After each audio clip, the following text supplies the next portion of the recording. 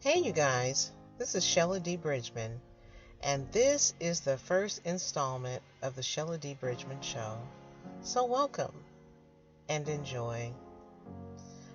Just to give you a little background about myself, I say my last real job was teaching, and I taught middle school, and I loved it, loved the kids, and I'm sorry, I'm distracted. I'm trying to make sure this is recording. And so,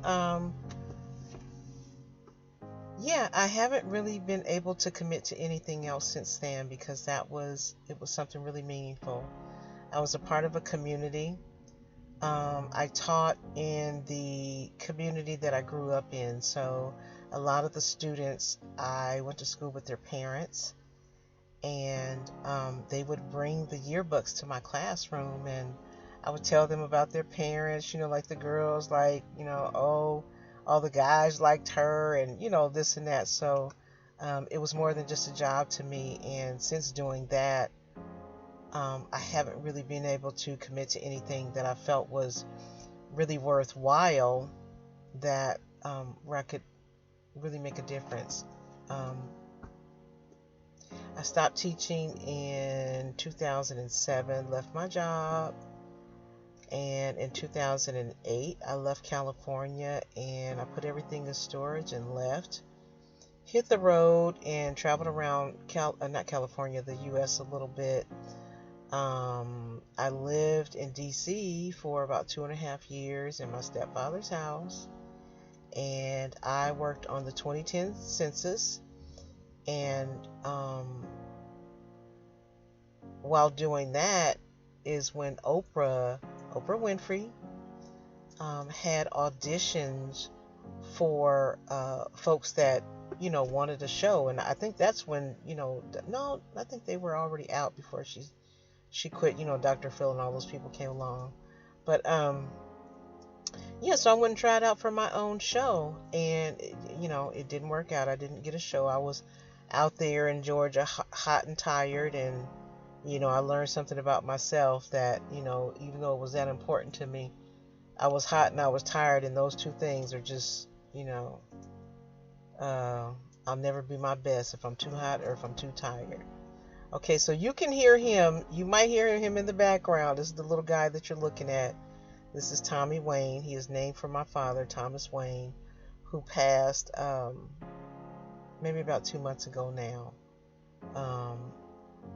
And that's who he was named for. So that prompted me, along with some other things, prompted me to get a dog. And it's been a world-changing experience. He's making noise. It's been a world-changing, a life-changing experience. It's helped me to look at things a lot differently than I had in the past. I consider him before everything. I am a woman of a particular age, but I don't have any children. I didn't have, anything that I was committed to. And so I was just free to do whatever I wanted. And that kind of, how they say too much of anything is not good for you. So me and that doing anything I want to do made me not do a lot of stuff. And so since I've had him, I've gotten a full-time job, and made a lot of different decisions. And you hear him? Do you hear him? He's something else. Oh, stop it. What do the people say? This is real life. I'm doing this. I'm getting this done. And so here we are, the Shella D. Bridgman Show. So, like I said, in 2010, I tried out for Oprah. Stop. I tried out for Oprah and tried to get a show in, but in 2024, you can create your own show, and that's what I've done. So this is what we're doing, and so I'm going for it, and I hope this is something that will benefit others. Like I said, in having this little guy, it made me look at things like everything was a lesson, like boundaries, and just having a relationship with him and growing this relationship with him. Like, he's a puppy, and like they say, some people don't like puppies because they're just like all in your face. They're just, they're everywhere. And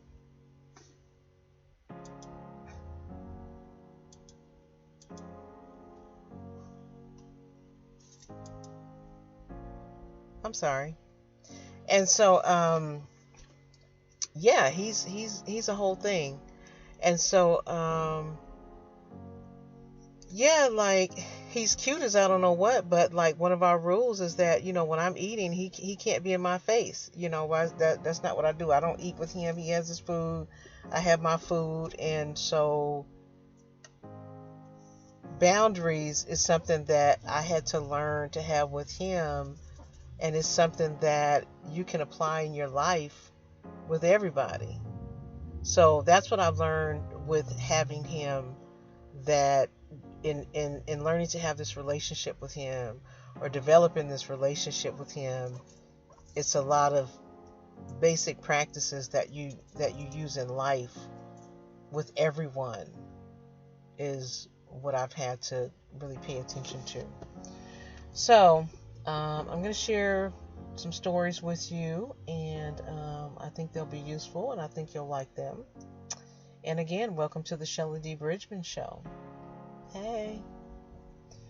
So it wasn't my intention to read this. I was going to just talk to you from the heart, but when I looked back in preparing, I looked, and it's like, okay, this is pretty good. It tells what I actually want to say.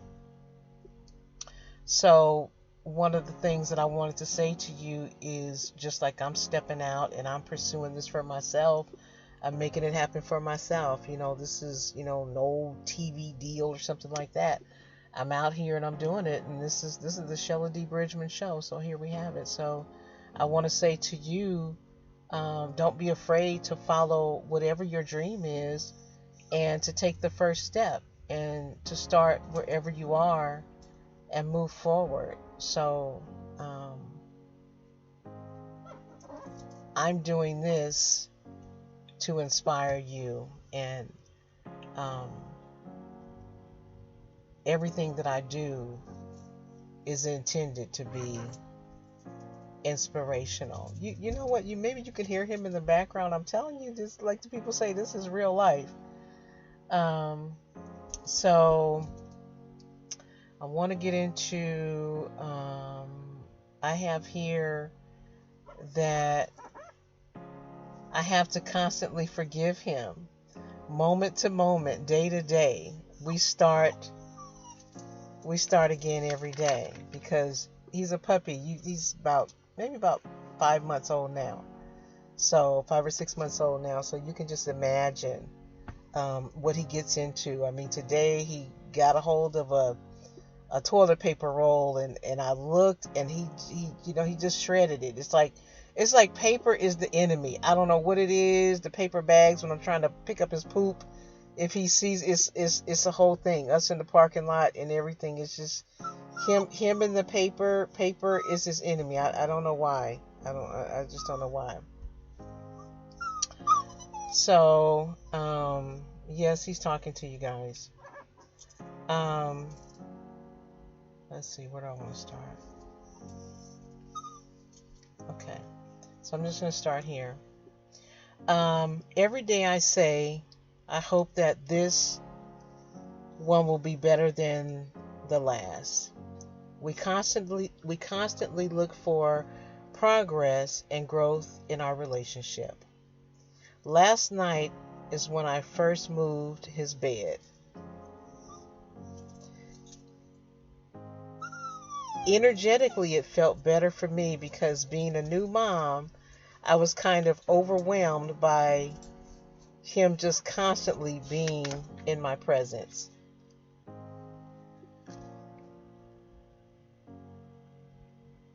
And I think he wanted it too, because I can barely read my writing. He was starting to move away from me more. But when I woke up this morning, there he was in my lap asleep. It made me feel good that even though I was not perfect and I don't have the beautiful yard for him to run around free in like he wants, he knows that he is loved and that I am doing the best that I can. I will never judge another parent again. A couple of weeks ago, I saw a woman with 3 children and 2 of them were in a stroller. And as I was going into the store, the youngest child in the stroller was screaming its head off. When I got out of the car to go in the store, I instead walked over to the woman and asked if everything was okay. Mind you, the child was screaming so loud that someone else that pulled in the store driveway was looking around to find out where the screaming was coming from. Seeing the videos online of the people on the plane, I offered to help the mother by holding the baby to try to get her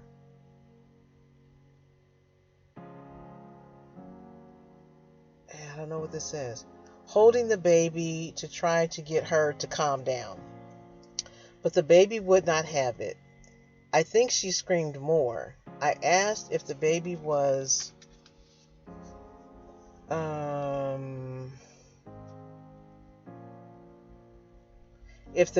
tired, and the lady said that she was probably hungry, but that she was nursing and could not pull it out right there on the sidewalk. I can't read my writing. So I told the lady that my car was nearby and it would help, and if it would help her, she could use my car to nurse the baby. She could sit in it. She declined, and the oldest child even said that he could push the stroller.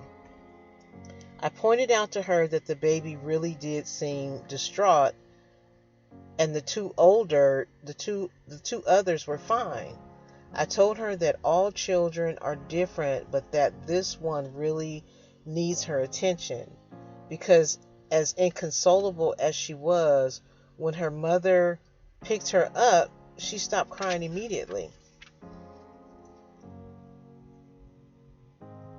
I think I, in some way, might have ticked her off, and she said that she had somewhere to be and that she was not going to let her daughter keep her from getting there. She also said that she was her mother and that she knew what she needed. I, in a very low and humble voice, told the woman that I did not mean any harm and that I was just trying to help. The woman then gathered up her children and started to walk down the street, saying that she had somewhere to be. But the thing that I walked away with was that I had not done anything wrong, because as the mother started to walk away, the little boy, who was about 8 years old, looked at me and took a step toward me like he wanted to give me a hug. But he knew that his mother would not approve, so I just waved at him with a sad look on my face and then walked away. The funny thing is that after I had quickly made my purchase in the store and was driving down the street, I saw the woman with the children, and she was going in the opposite direction of when she walked away from me. So with that and the loss of my stepfather and other pains in my heart, I was led to get a dog. They say that pets mirror the behavior of their owners. So he is a complete individual. He has his own mind, and so did my stepfather. who he was named for, Thomas Wayne. But my little guy's name is Tommy Wayne. Bear with me, you guys. I know. This is show number 1. It'll get better. Actually, this will get better. This one. So I kept, I've been trying to do this and trying to do this and trying to do this. And so for Mother's Day, I said, okay, I'm going to get this done for Mother's Day. I'm going to get it done. And so this is what I came up with for Mother's Day. And again, this was not my intention to read this to you. I was going to, just talk about stuff. And, excuse me, but when I look back at this and I wrote it, I'm like, oh, okay, this is okay. So, the title of this is I Am a Mother. The day before Mother's Day, while I was walking my dog in the parking lot, a woman yelled over to me, Happy Mother's Day. As I am a woman of a particular age, at this late age in life, I am finally a mother. When I look at how I responded to the 2 pit bulls chasing us, I know I am a mother. Excuse me. No, I didn't lift a car off of my baby, but at this stage in the game, I was able to run fast enough and then fast enough to get on top of an SUV. I jumped up there with the quickness and then pulled my baby up by the strap of his harness.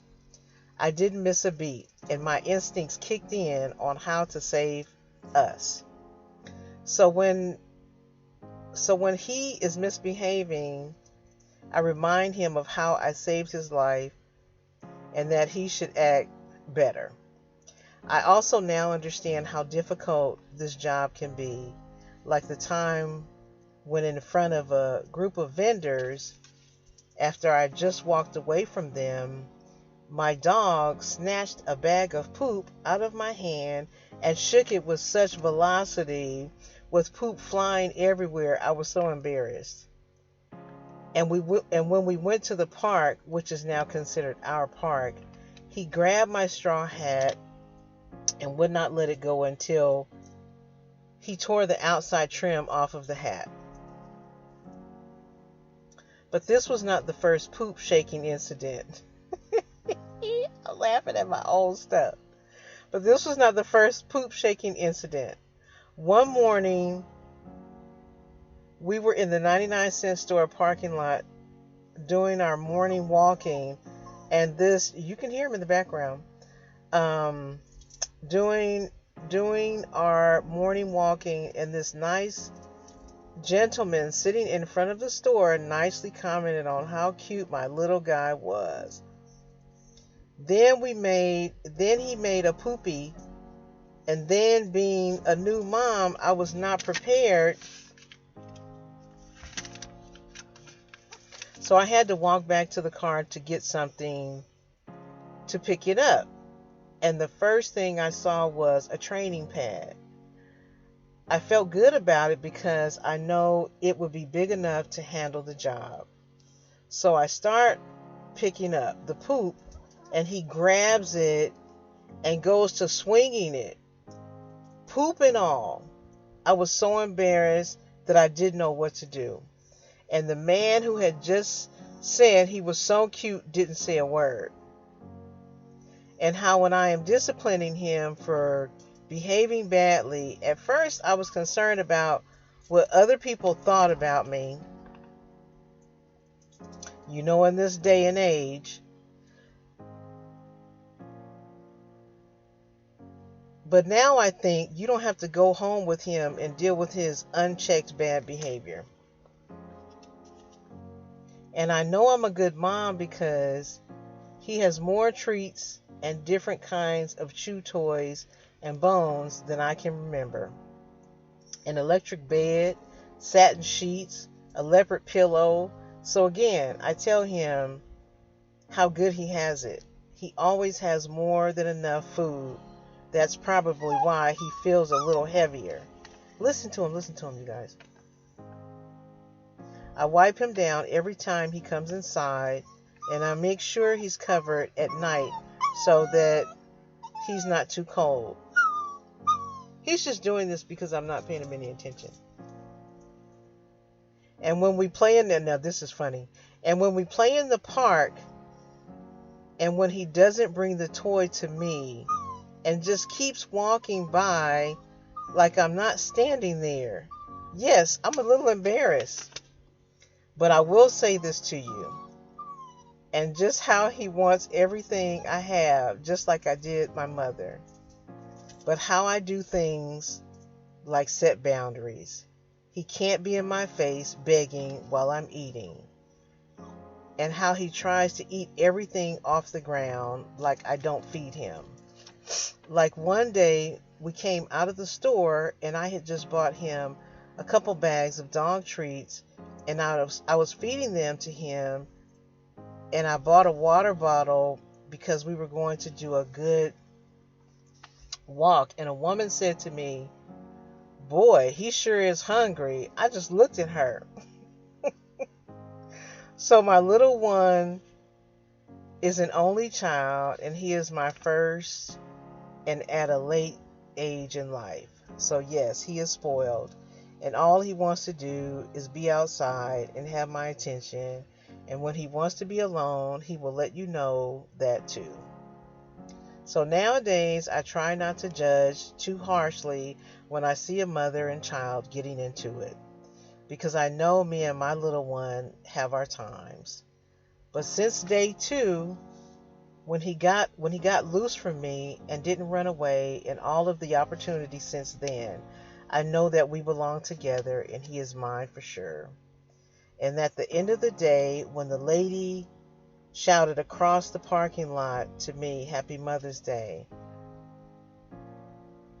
I thought of how I was faced with taking him for his last walk for the night, and he had already pooped, and all of a sudden he started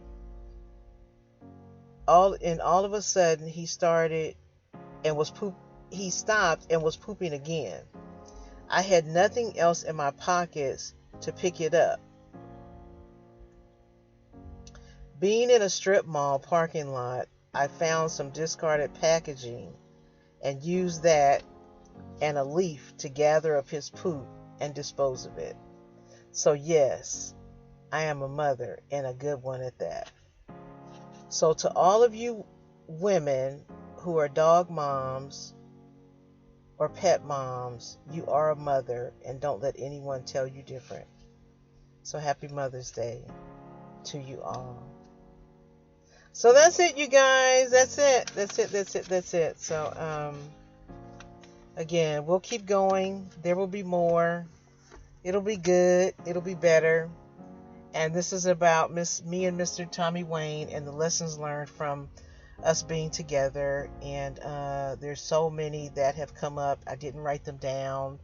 They're daily. You know what I'm saying? And so I'll be sharing that with you for a while anyway. And yeah. So I hope you enjoyed it. And thank you so much for your time.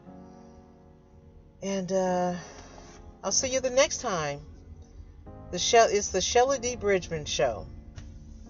And you know already that I have the book My Testimony. So for me, it's just kind of piggybacking on that, like my life experiences. And this is the biggest thing going for me right now. Just having this little guy in my life and everything that he's teaching me about life. I mean, I have a problem with germs, and with him and all his stuff. I just he's helping me to change in a good way. So